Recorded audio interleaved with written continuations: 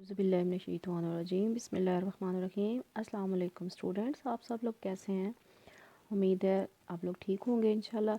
अब आज का हमारा टॉपिक है, हम उसकी तरफ चलते हैं। इससे रिलेटेड पहले टॉपिक में आपको सिंगुलैरिटी करवा चुकी हूँ। सिंगुलैरिटी में दो टाइप्स थी, isolated singularity and non isolated singularity.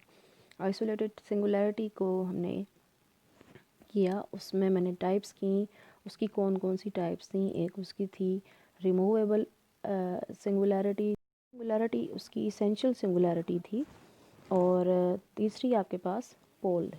ठीक है, तो ये सारे टॉपिक्स हम कर चुके हैं, बड़ी डिटेल से मैंने आपको करवा दी हैं। और जिसको नहीं समझ आए हुए या जिसको समझ नहीं आए तो प्लीज़ मेरी वो वीडियोस देख लें, तो आपको बड़ी डिटेल से वो चीज़ें समझ आ जाएंगी। तो यहाँ पे अब आपके पास ये कर चुके हैं, ये भी कर चुके हैं आइसोलेटेड सिंगुलैरिटी की टाइप। अब थर्ड टाइप रह गई है। थर्ड टाइप में आपके पास बेसिक चीज़ें क्या हैं।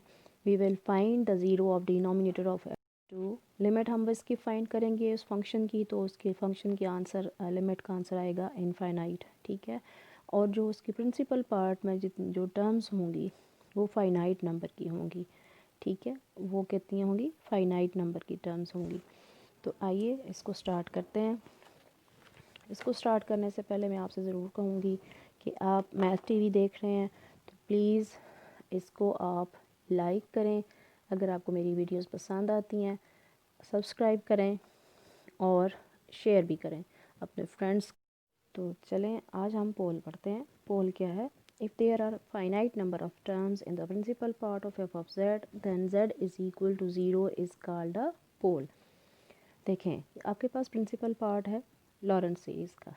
ठीक है, लॉरेंट सीरीज़ में आप क्या करेंगे, z माइनस जेड नाट होल पावर n को, ठीक है, चाहे जो जितने भी हैं ये n है, चूँकि ये मैंने उसकी सारा सम लिख लिया है। ठीक है, तो उसको आप क्या करेंगे, इसकी जो डिनोमिनेटर में जो आपके पास z माइनस जेड नाट है उसको वेट करने के बाद आपको वहाँ से z is equal to Z naught मिल जाएगा। ठीक है, तो जेड नाट जो है वो पोल होगा इस फंक्शन का। क्या होगा, जेड नाट उस फंक्शन का पोल होगा। और अगर इसके ऊपर यहाँ पे पावर क्या है, n है, तो हम कहेंगे कि z naught is the pole of order n। चलें एग्ज़ाम्पल लेते हैं। एग्ज़ाम्पल के साथ आपके पास क्या है, एग्ज़ाम्पल में f of z is equal to 1 by z minus 1 whole power 4। अब आप देखें मैंने यहाँ पे इसको लिया है किसके equal, equal to zero. -1 whole power 4 को मैंने इक्वल कर दिया, इसका डिनोमिनेटर को इक्वल टू ज़ीरो। यहाँ से मेरे पास z माइनस 1 आ गया और z इज़ इक्वल टू 1 आ गया। ठीक है, तो ये जो आपके पास पोल आ गया है, ये पोल आ गया है ऑफ ऑर्डर 4। ठीक है, क्योंकि इसके ऊपर पावर जो है वो 4 है। अब जितनी आपके पास इसके ऊपर पावर होगी, 1 है, 2 है, 3 है, जो भी है। ठीक है, नेक्स्ट एग्जांपल देखें आप please. F of Z is equal to 5 by z minus 6 by z square plus 7 by z cube. यहाँ पे आप देखें तो एफ ऑफ जेड है singularity of order 3 at z is equal to 0। ठीक है, तो ये देखें कि z अगर आप जेड स्केयर को 0 के इक्वल लेते हैं वो भी 0 हो जाएगा, जेड क्यूब को लेते हैं वो भी 0 हो जाएगा। 3 है। ठीक है, हाईएस्ट वैल्यू क्या है इस सीरीज़ में, 3। तो इसलिए हमने क्या कहा कि एफ ऑफ जेड है singularity of order 3 at z is equal to 0। Clear.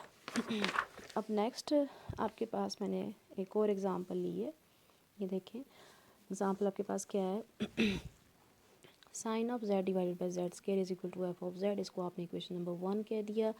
अब यहाँ पे आप देखें कि z इज़ इक्वल टू 0 आपके पास पोल है। ठीक है, देख लें कैसे आपके पास इक्वल टू 0 होगा, जब z स्केयर को आपने इसके डिनोमिनेटर को इक्वल टू 0 कर दिया तो z इक्वल टू 0 हो जाएगा। ठीक है, तो इसका मतलब क्या है कि पोल आपके पास क्या है, पोल ऑफ ऑर्डर 2। तो पोल आपके पास क्या हो गया, z इज़ इक्वल टू 0 और उसकी ऑर्डर क्या है, 2 है।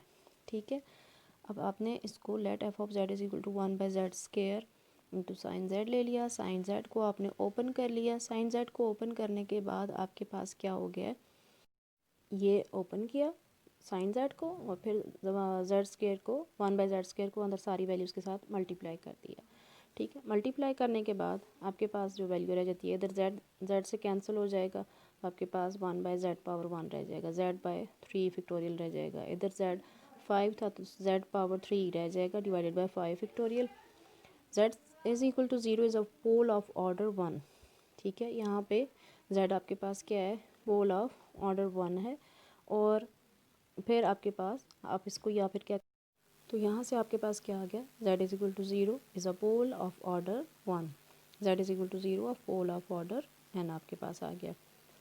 या हम इसको सिंपल पोल कहेंगे, पहले भी मैं आपको बता चुकी हूँ।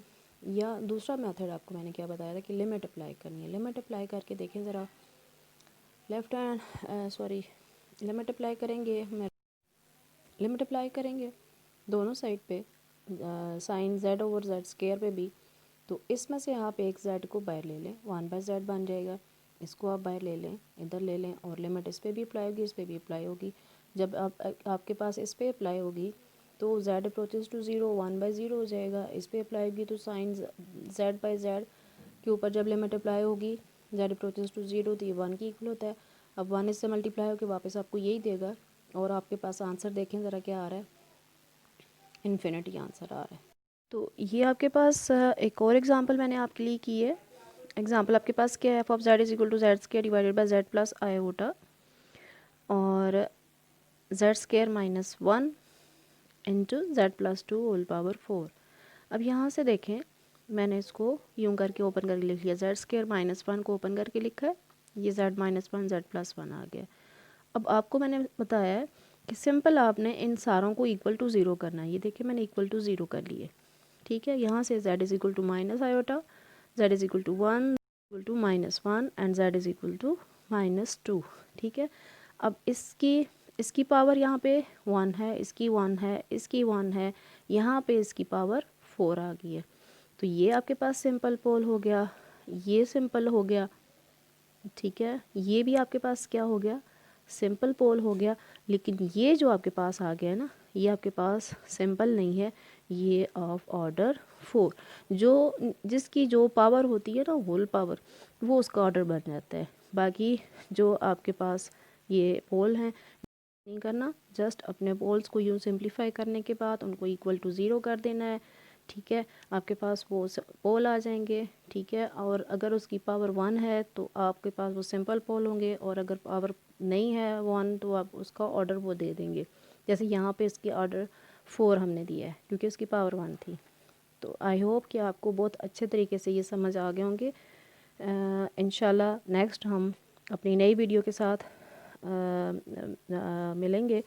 नई वीडियो में हमारा टॉपिक होगा नॉन आइसोलेटेड सिंगुलरिटी।